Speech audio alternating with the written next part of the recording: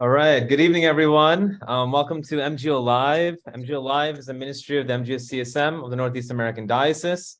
We discuss different topics related to the Orthodox Christian faith, all with intention to empower our people, our young adults, our youth to grow in their relationship with Jesus Christ. Today, once again, we're blessed with the presence of Ben Cabe on the topic of transgenderism. As many of you know, this is a two-part series. The first part took place 2 months ago in May, and this is the second and last part of this series on homosexuality and transgenderism. And today's focus will be on transgenderism. Our speaker for today is Benjamin Cabe. He graduated from St. Tikhon's Orthodox Theological Seminary in 2019. Since then, he has spoken at the Oxford Patristics Conference and at various parishes and college campuses. He has published in Oxford Studia Patristics Christian Research Journal and elsewhere for his work on gender, which is titled On Gender and the Soul, Exploring Gender and its Relationship to the Soul, according to the Church Fathers. And in his spare time, he runs the YouTube channel Theoria. Before we begin this session, we'll begin with a word of prayer. Baruch Mor, O Heavenly King, the Comforter, the Spirit of Truth, who art everywhere present and fillest all things, treasury of blessings and giver of life, come and abide in us and cleanse us from every impurity, and save our souls, O Good One. Amen. Once again, welcome everyone to MGO Live. We're blessed with the presence of Benjamin Cabe. So actually, it's a joy because Ben and I actually studied in seminary together. I was a first year student at St. Tikhon's, while Ben was a third year. And we actually didn't know each other much during seminary because there's a gap there between the first and third year. But then after, we were able to get to know each other a little bit more and to develop a relationship. So it's really a joy to see Ben's work that he puts out through Theoria and the blogs that he runs online, especially talking about important topics regarding our faith and topics that keep coming up in society today. It's a joy, Ben, to be in your midst, and thank you so much for offering your time for this ministry and for our youth. And without much delay, I'll hand it over to Ben. Thanks, Father. It's great to be here with you and to see your smiling face here again. So we're going to talk about transgenderism, which is sort of a taboo subject in Christianity and, generally, but in Orthodoxy especially. And before we get into the theological anthropology aspect of it, I think it's important to draw out some general information about the subject. So transgenderism, generally speaking, refers to a set of ideological beliefs around which those suffering from gender dysphoria have kind of bought into wholesale. Now, gender dysphoria is defined by the DSM-5 as individuals who have a marked incongruence between the gender they have been assigned at birth, so their sex, their biological sex, and their experienced or expressed gender. This discrepancy is at the core of the diagnosis. Now, something strange has happened in the last, I would say, 20 years when it comes to gender dysphoria or transgenderism in the public consciousness. You see, we have about 100 years of data on gender dysphoria. And what the data reveals really is that until recently, let's say the 2000s, the beginning of the 2000s, the beginning of the Y2K, gender dysphoria was pretty rare. Now, according to, again, the Diagnostic Manual, which was published about, I think it was in 2013, the primary demographic that gender dysphoria affected was adult males at 0.005 to somewhere between 0.005 and 0.014%, or 1 in 10,000. While, as it's experienced in females, it was significantly less. It was 1 in 33,000, so 0.003%. Now, the classification for rare disease in America specifically is one that affects 86 or less out of 100,000 people. So to put that into perspective, the 0.01% of 100,000 and 0.003% of 100,000 doesn't even make it, barely makes it into double digits. So what has happened? Because with this statistical rarity, we've seen a vast explosion of individuals identifying as trans or non-binary in the last 10, 15, 20 years. Some research from Great Britain, who actually started getting into this research before we did here in America, which is why I'm using this research, was that the referral of young people to gender clinics between 2009 and 2017 jumped 4,000%, with 4,500% increase in female presentation specifically. Now, as of June 2022, the Pew Research did do a study saying that far from 0.003 or 0.01% of the population, now 5.1% of the US population alone under the age of 30 is identifying as trans or non-binary. That's a 5,000% increase in a single age demographic. In a single age demographic, that's important to point out. Now, the final probability, according to Pew, is that 1 in 20 young people in America today identify as trans or non-binary. So why all of a sudden this explosion of trans kids? Now, some of the narrative, depending on who you ask, would be that, well, this was a taboo subject and now there's greater acceptance and so more people are coming out. But what this does not account for is the dramatic shift in demographic. So primarily, for instance, this shift being young women that have increased dramatically.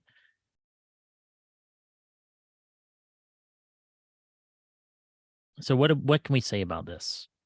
Here I want to pause and I want to make a distinction. As we're living it today, transgenderism, or gender dysphoria specifically, rather, can be divided into two different schools. One I would call persistent gender dysphoria, and that refers to those who experience some sort of gender dysphoria early on in childhood, usually manifesting sometime between ages 3 and 5, and it continued on into their 20s and later into their 30s, and in some cases, a lifelong phenomena.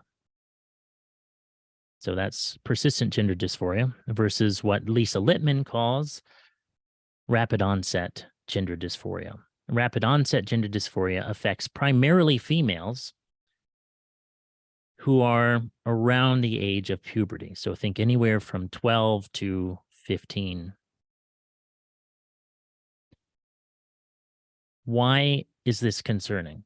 Well, there's been some research dedicated to this reality of individuals identifying as transgender or with gender dysphoria. Basically, that's code for I believe I'm the opposite sex than I was born.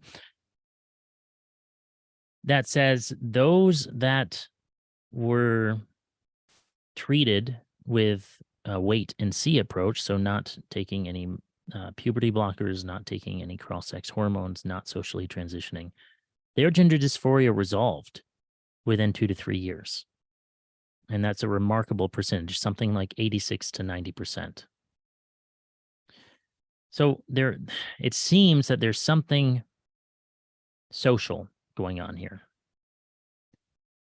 Rapid onset gender dysphoria affecting, individuals 13 to 17, 13 to 15, 13 to 17, somewhere around there, might be called a social contagion. This is not popular to say.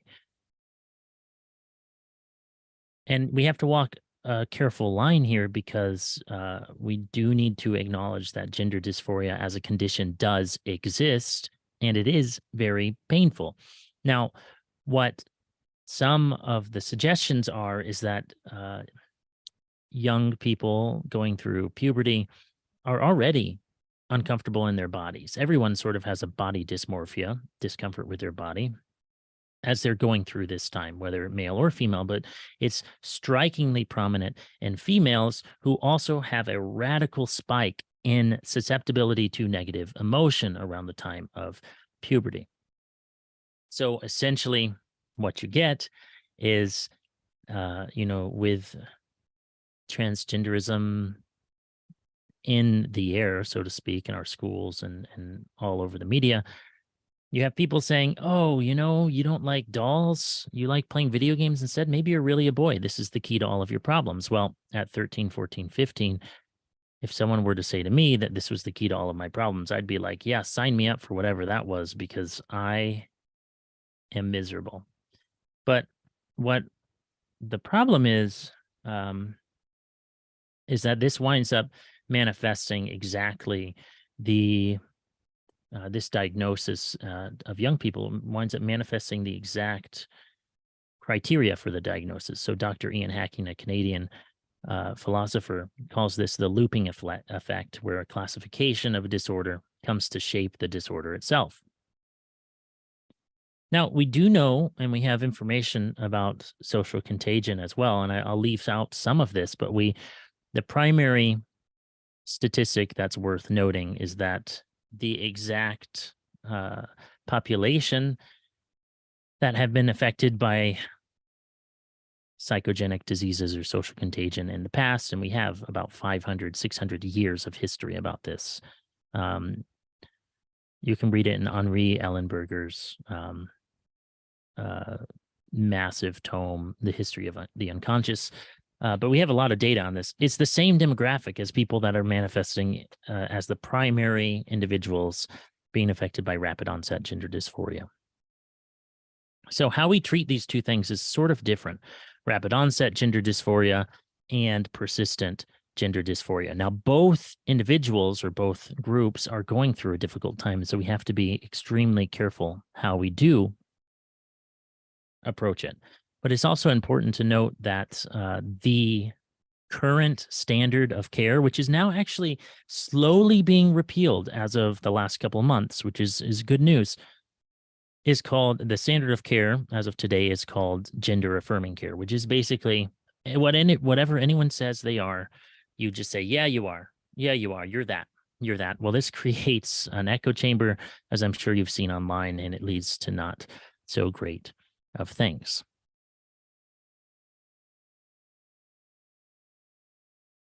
I'm realizing I have some slides here, but I'm not going to, I don't have any way to put them up, which is fine, because I had forgotten I had included some slides. So what do we as Orthodox Christians do about transgenderism, about, our situatedness in this crazy world? Well, I think we can have first a theological answer to transgenderism, and that's looking at theological. Let's see here. Sorry, 1 second. That's looking at theological anthropology. And theological anthropology would say that human beings are not a body alone and not a soul alone, but a body and a soul together. So the human being is made up of body and soul, not one without the other. And as we understand biological sex, and we understand that these are indeed biological characteristics, some would say, can the soul be gendered? Can it be gendered differently than the body? Is it possible that a female soul can be in a man's body or vice versa? Well, this particular question has been raised a little bit, but not too much. But it's the underlying philosophy and thesis behind transgenderism. The idea that externally I'm a man, but internally I'm a woman. This would be what the former U.S. athlete and gold medalist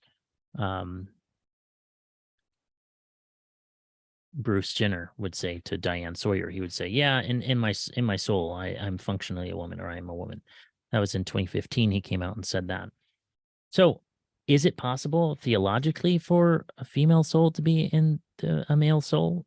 We get that answer from a number of different patristic witnesses over the course of several hundred years. And the resounding consensus is no, that is not possible. And there's a bunch of theological, philosophical reasons for this, but essentially what the universal witness of the church is that the soul itself is sexless.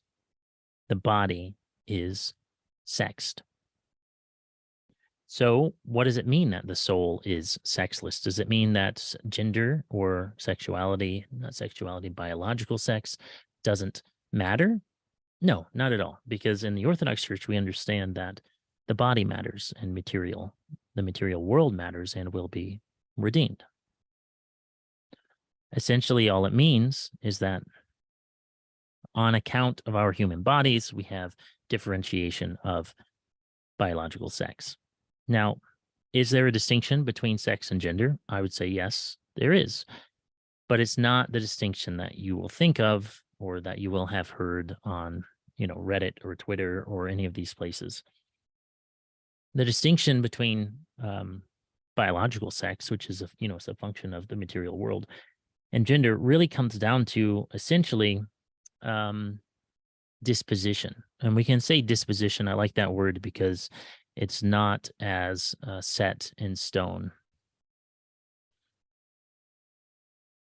Generally speaking, we have cultural ideas of what different, the different sexes are supposed to do. And we might call these gendered activities, like, the man makes the money and the girl stays home and has the children, tends to the children. Now, there's nothing wrong with that. But to say that if a man stays home and tends to the children and the woman goes and makes the money, then it makes the woman a man and the man a woman is nonsense. But that's functionally what the transgender ideology is doing. Except it's localizing, instead of it being outside in an external roles, it's in internal feelings. And so we come back again to this kind of quasi-dualism of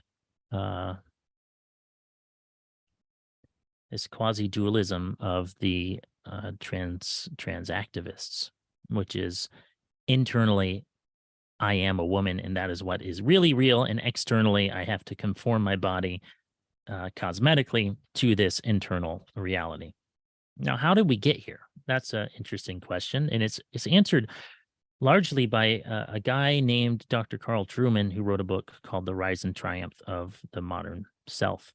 And he essentially went and over the course of a couple hundred years, analyzed culture and went on to say that our understanding of sexuality is now the locus of identity, sexuality not just being sexual orientation, but also gender identity, for lack of a better word, as it is called today.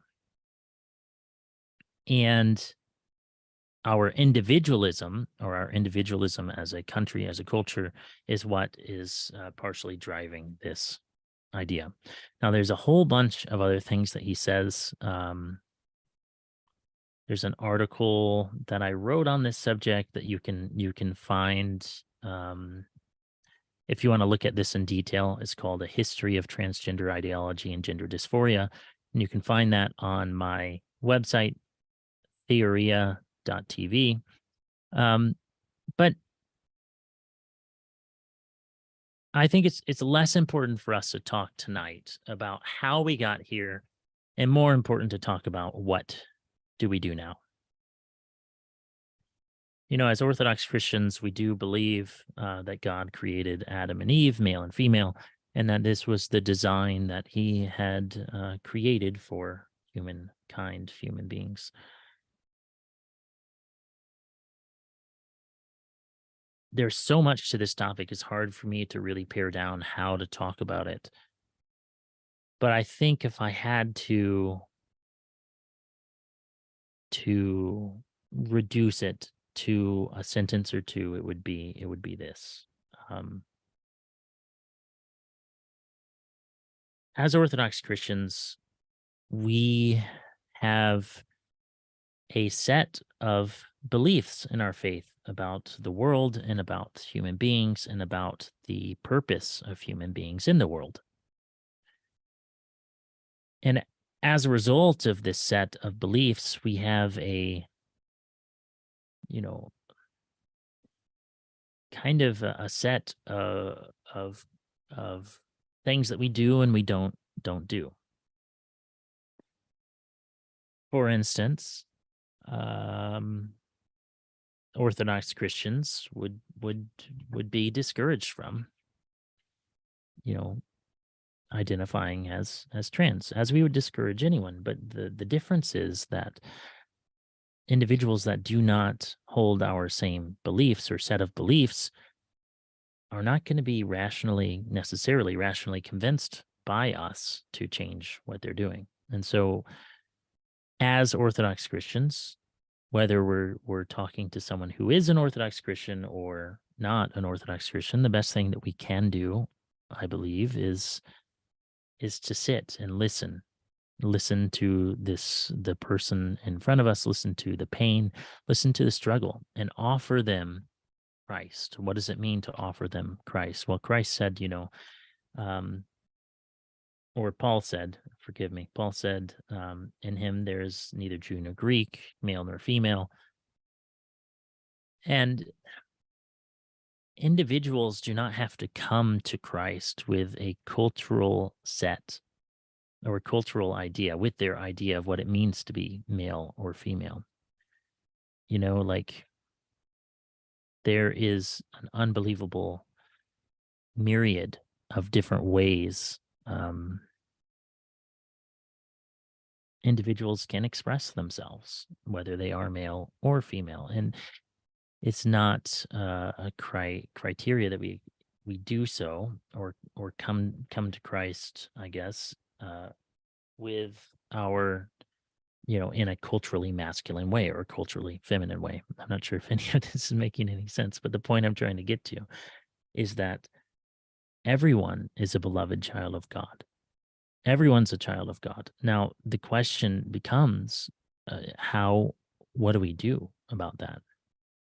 What do we do about that? And I think, as Orthodox Christians, it's important for us to walk with individuals struggling with gender dysphoria or transgenderism or the mindset, even when it's hard. And in some cases, this may mean, and this is extremely difficult, seeing someone go through the entire process, cosmetic transformation and all, only and having them, reject your care, your concern, only to come back and find that they've made a mistake. As someone that's been in this work for a while now, I've talked to a number of people to whom that's happened. They were convinced of one thing. They had double mastectomies, or they had a penectomy and an orchiectomy. Those are fancy terms for basically either the female or male anatomy being chopped off. And now they are at the end of their rope. They don't know what to do. Like some of them that were born female now look like men, sound like men, functionally look like men, with facial hair and a lower voice. And the same can be said for men that have cosmetically transitioned to be a woman. And I feel like, this is just such a hard topic to talk about. And I don't know if this is uncouth or not, but I would almost be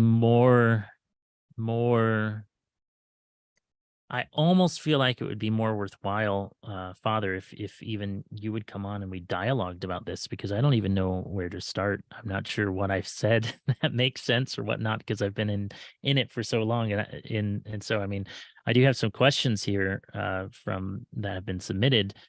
But after that, short of having any other questions, kind of giving that presentation, as quickly as I can with as much as there is, I'm not sure what else to say. So, I mean, we have some questions like, should we use people's pronouns, or what should we do about teaching pronouns of transgenderism in schools?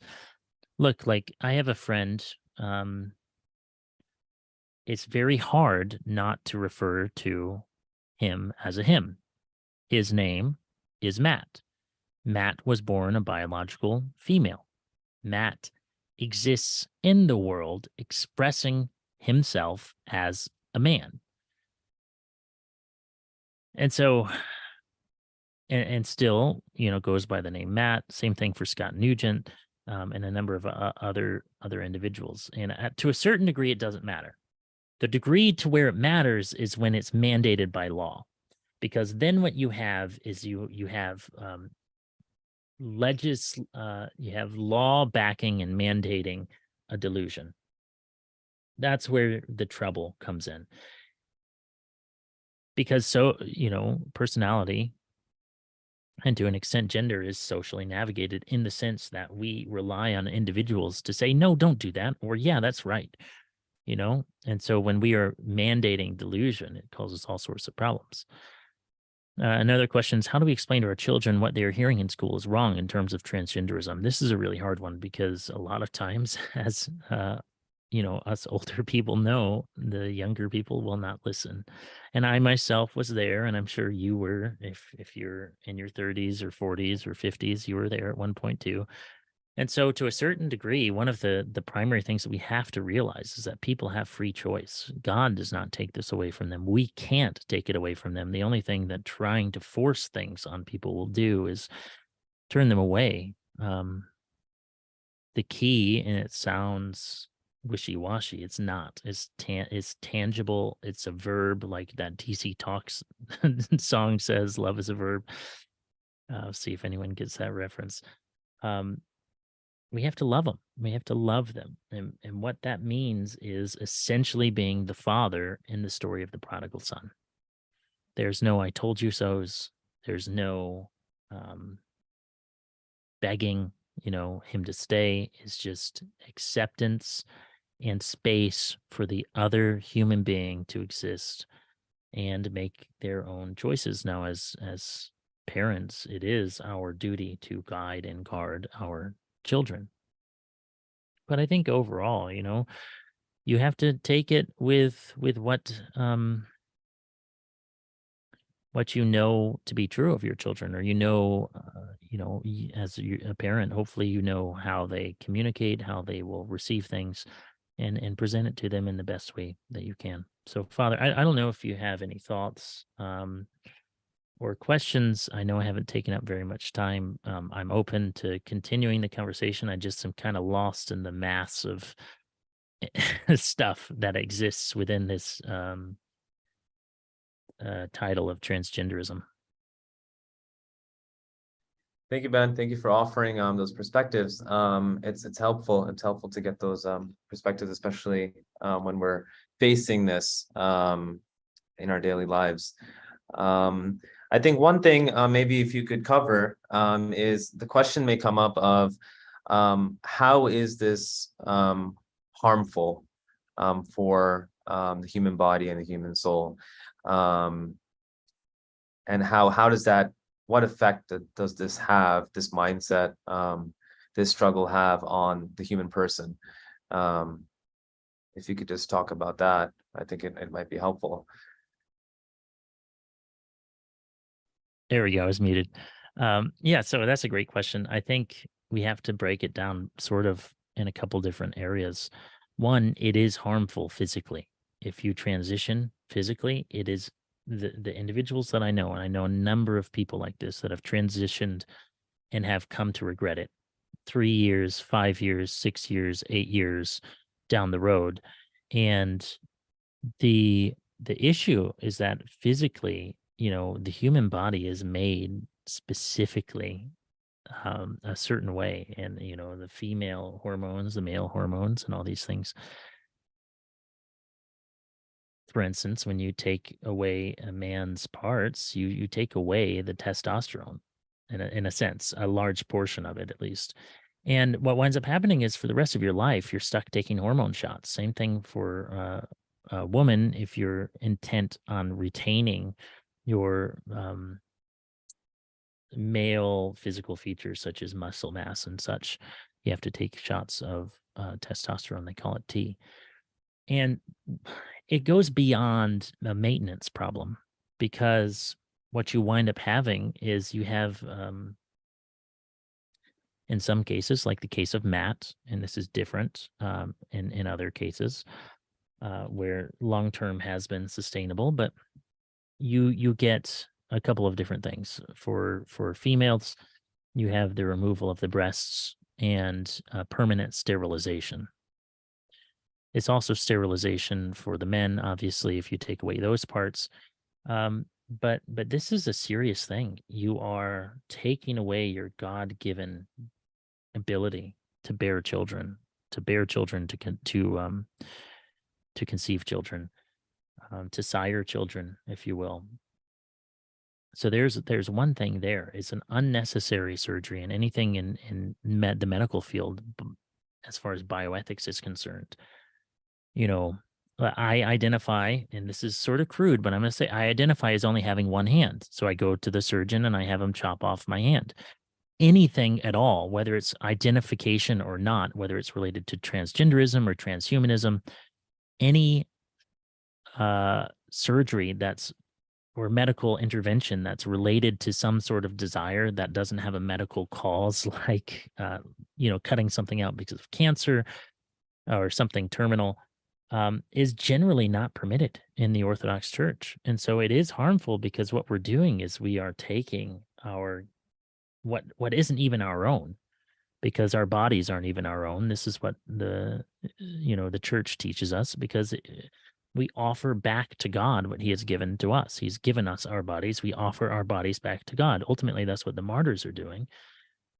And we're kind of doing the inverse when we, when we seek these kinds of interventions. We are essentially murdering ourselves.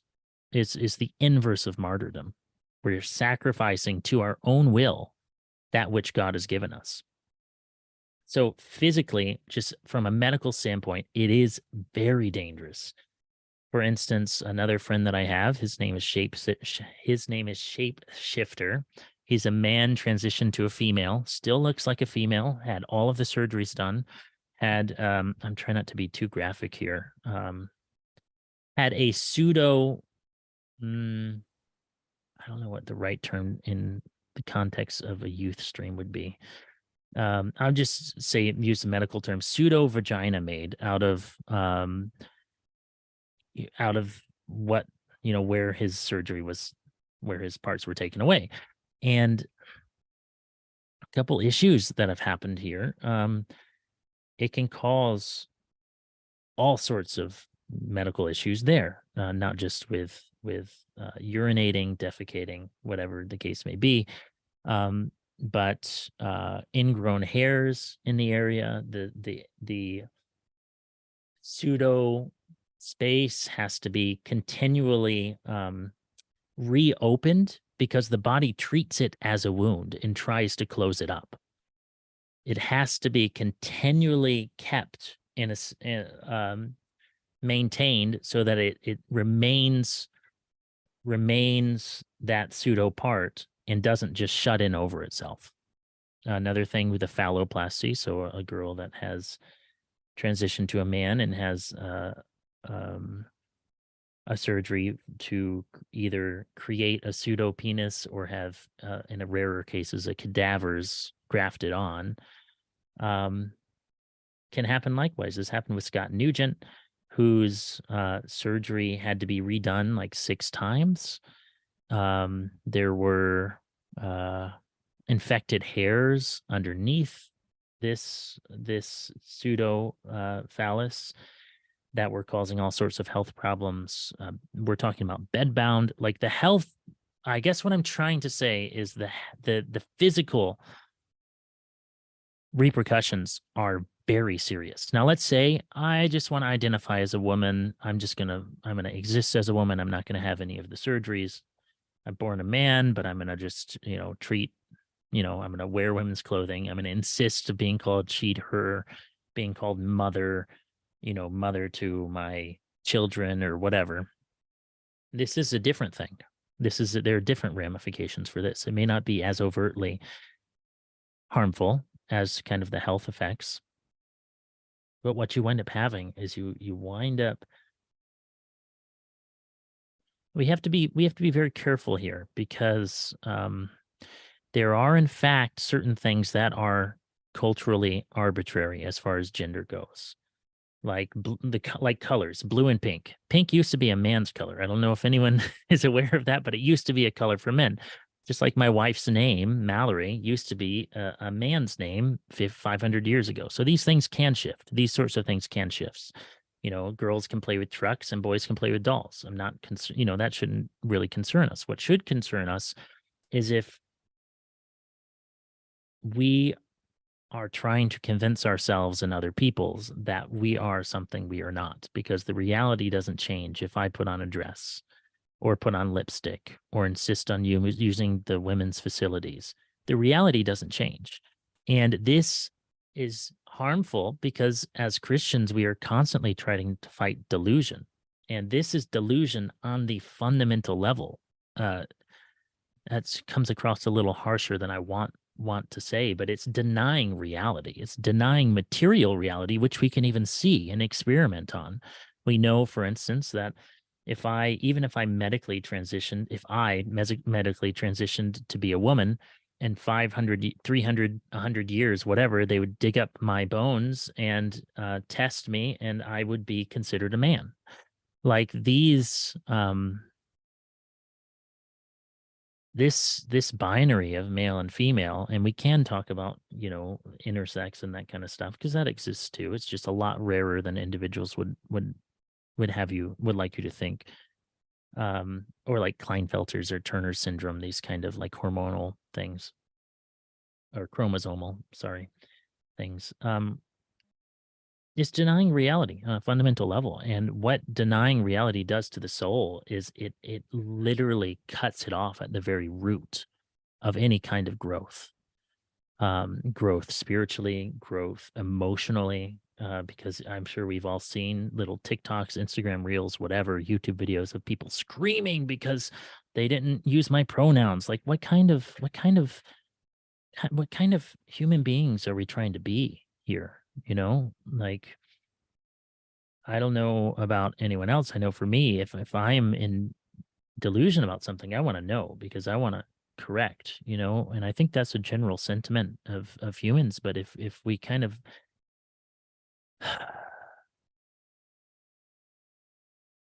I guess what I'm trying to say is on a spiritual level, it is literally square one, that the evil one is taking over.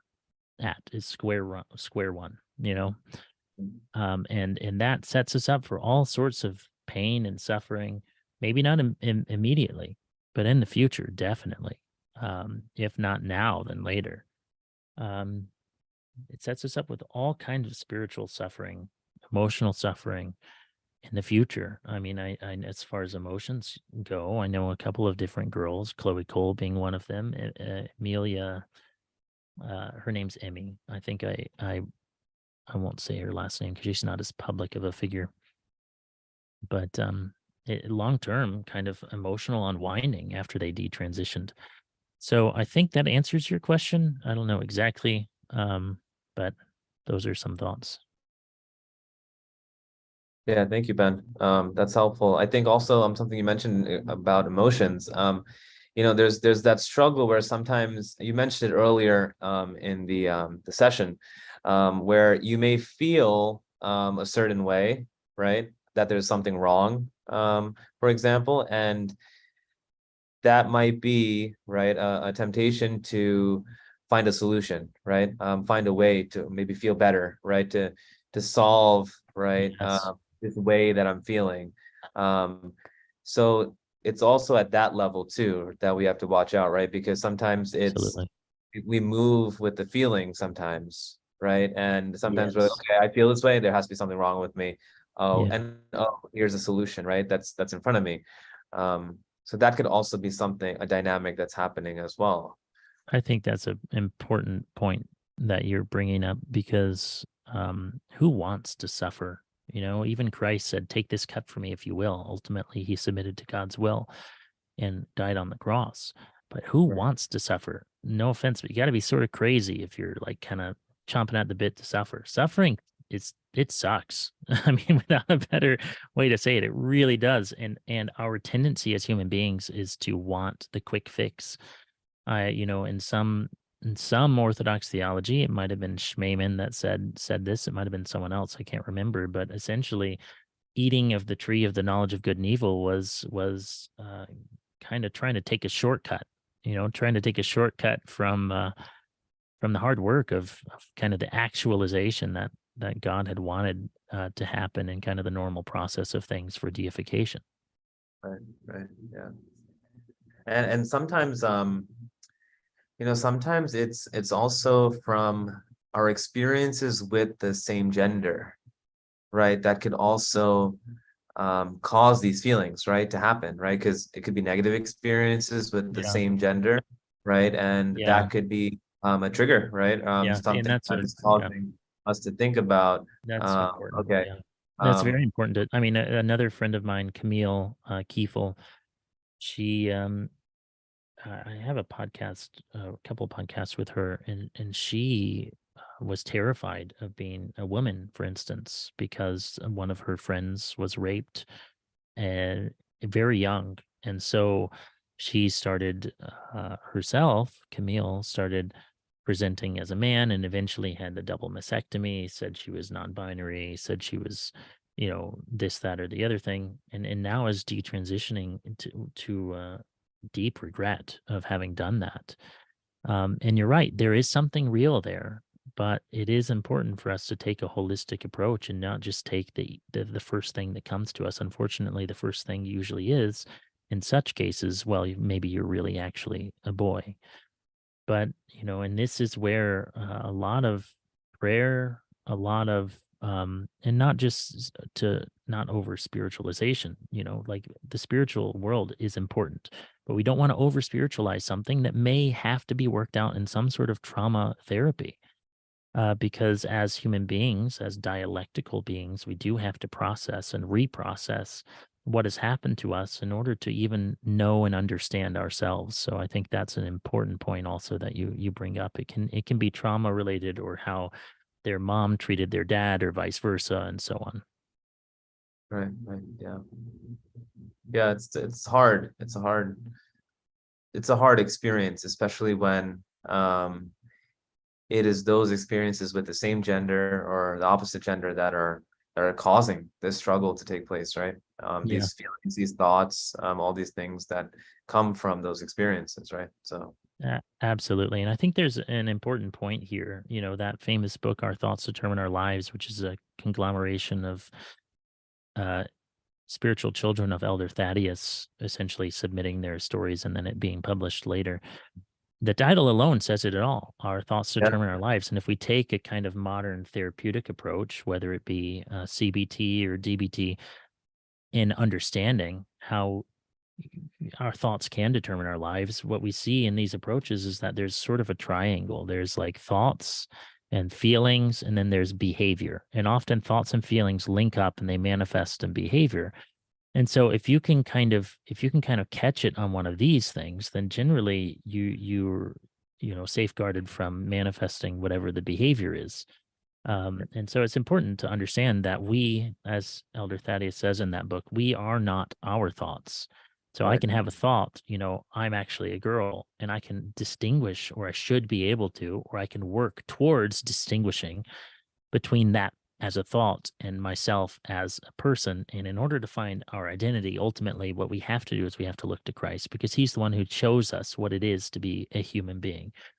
And this is, even though he came as a man, this spans human being proper. It's not distinct to man or woman insofar as what our identity should be, because our identity should be found in Christ himself. right, right, yeah. and the whole understanding of how we don't have to accept all the thoughts that come to our mind, you know. Kind of similar to what St. Paisius says, right? The airplanes, very popular Yeah, just quote. let them go. Just let them go Yeah, by. let 'em go. Don't let them land. Don't give them a runway right to land. So Exactly. I think that that approach, I think also allows us to look at this differently, right? How okay, a thought may come, right? But I don't necessarily need to accept that thought. And it's not necessarily Yes. me, right? It's not necessarily what Yes. defines me, like that Yes. thought that defines me, right? Yeah. So Of course, that's but yeah, really, no, sorry. I was just going to say that's really important because you're right. So there are a couple different things that we can do to safeguard ourselves from this. One is guard your heart, guard your mind. I know this is said by people and it's kind of like, it's kind of brushed off in some cases, but there's something to this because as Elder Thaddeus talks about it in his book, there are a couple different origins for thoughts. Like, yeah, it can come from yourself. Yeah, it can come from the demons, but it can also come from what you have exposed yourself to and kind of the scars or the wounds that has produced on your soul, for lack of a better word. I mean that colloquially, not literally. right, But it's very important. I will say 86% of the women in the study by Dr. Lisa Littman in 2018 for Brown University, 86% of the young girls who had identified all of a sudden out of nowhere as either non-binary or trans had a radical increase in social media time and internet usage just prior to coming out. So I think this clues us into something that I think all of us know, kind of on one hand. It's like we have to be really careful what we put in. And right now, where we are in the world, social media is constantly vying for our attention, constantly putting those thoughts in our minds, and especially the reels. And I say this as someone that makes generally one reel per day, every single day. So I understand that I'm sort of maybe a little bit of a hypocrite because I am involved in this.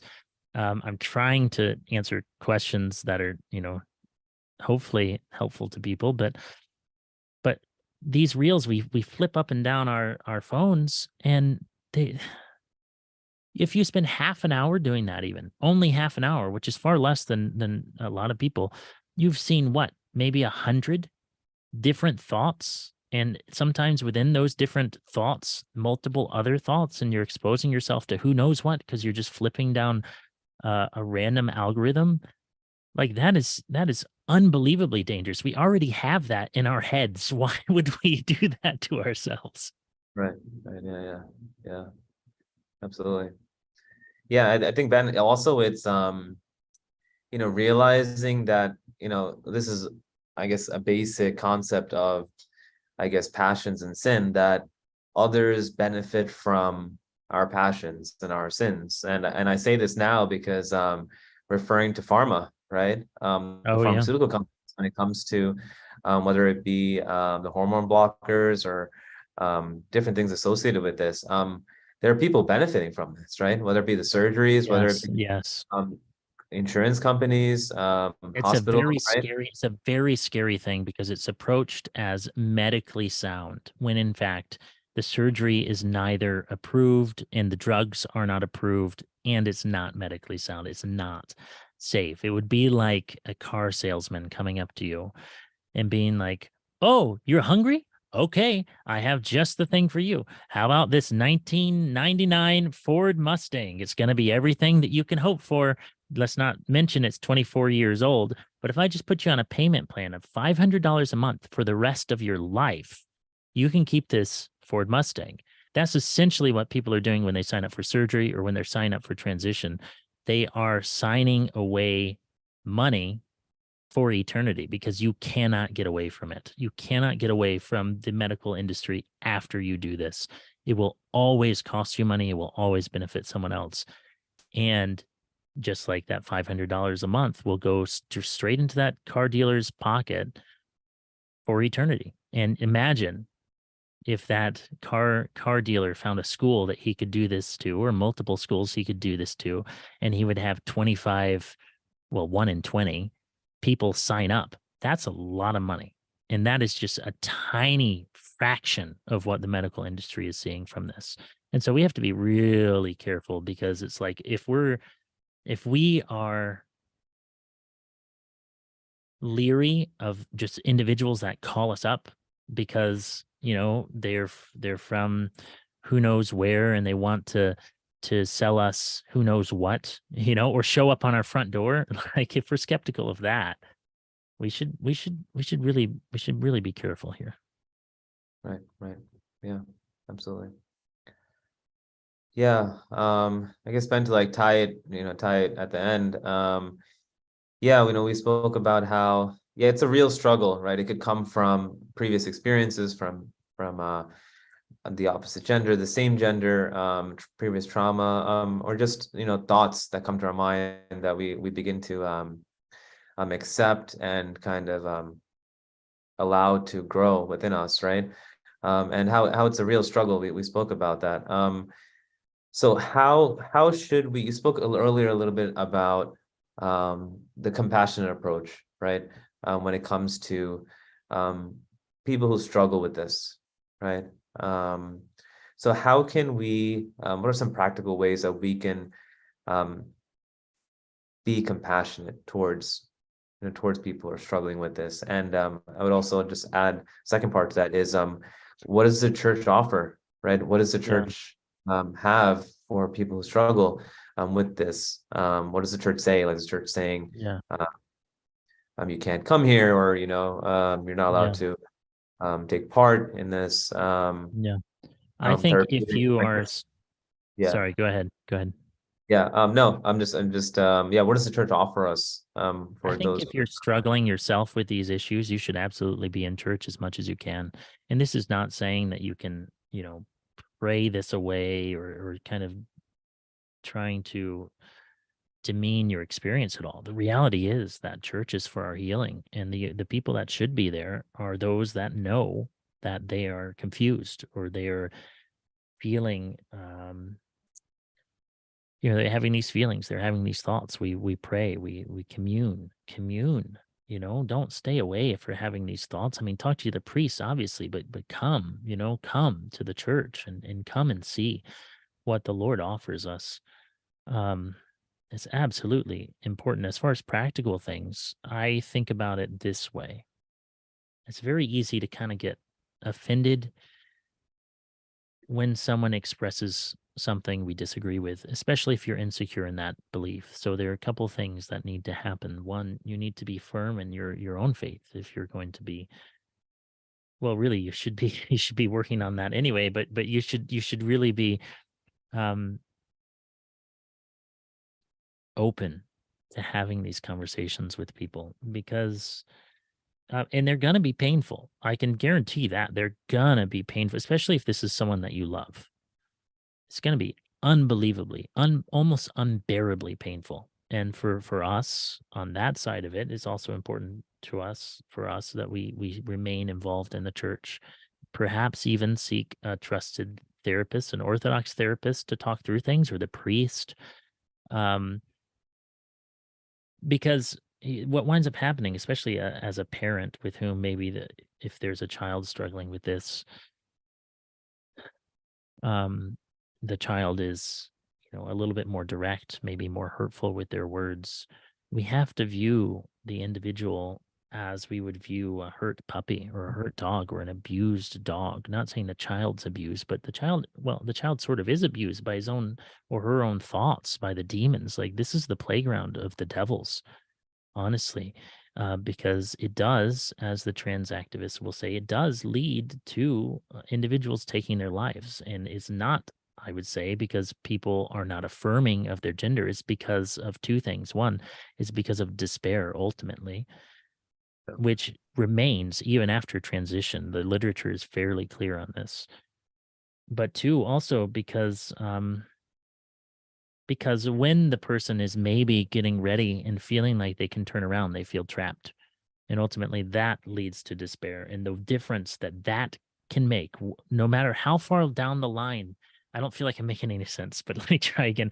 No matter how far down the line that person gets, whether it's just social transition or puberty blockers or hormones and transition or hormones and transition and socially living this way for 10 years, no matter how far down that line that person gets, if they look back at their life and they say, man, this was really not okay. I'm really regretting this. The thing that can make the difference is that you were kind and loving to them, even when they weren't to you. That's what can make the difference. Ultimately, this is what I would tell parents. We're playing a long game here. This is not a short game at all. You have to play the long game. And that long game means you love your child no matter what. You pray for your child no matter what. And you accept into your home your child. You cannot kick out a child that is doing something that you disagree with. I mean, I guess you can. That's sort of a classic thing, but it's not, statistically, it's not very helpful. You want your child to trust you. You want your child, even when they don't trust you, you want your child to know, just like the prodigal knew that his father was there waiting patiently. He allowed him to make his decisions, but his father was there. And, I don't know if that answered the question or not. Yeah. No, thank you, Ben. Thank you for offering that. Yeah, it's a hard topic, but really appreciate your time for offering your time, and as well as the previous talk you gave as well. Really appreciate all the time you've offered for us and for this ministry. Thanks, Father. For those who are watching, if you're interested in looking at the previous talk that Ben did on homosexuality, please do check out the YouTube page. It is posted there from the month of May. Thank you, Ben, for offering your thoughts, your different perspectives from the research that you've done regarding this topic. I encourage everyone to please get Ben's book. Highly recommend his book. Please do. It's available on Amazon. That it can be purchased on gender and soul, on gender and the soul, exploring gender and its relationship to the soul according to church fathers. So next month we will have our next MGO Live, same time, same place, second Friday of each month, 7 p.m. Eastern Standard Time. And if you have more questions regarding today's talk, right, you can submit it through the link that's been posted on social media, and we will be more than happy to get those questions to Ben so that he could offer his thoughts and answers to those questions. So feel free to take a look at the link for questions. At this time, we'll close with a closing prayer, and then we will continue into the night. So let's bow our heads in prayer. Father Kamor, it is truly meet to bless thee, O Theotokos, ever blessed and most pure, and the mother of our God, more honorable than the cherubim, and more glorious beyond compare than the seraphim. Without corruption, thou givest birth to God the Word. True Theotokos, we magnify thee. Amen. Thank you, Ben. Thank you so much once again. Thanks, Father.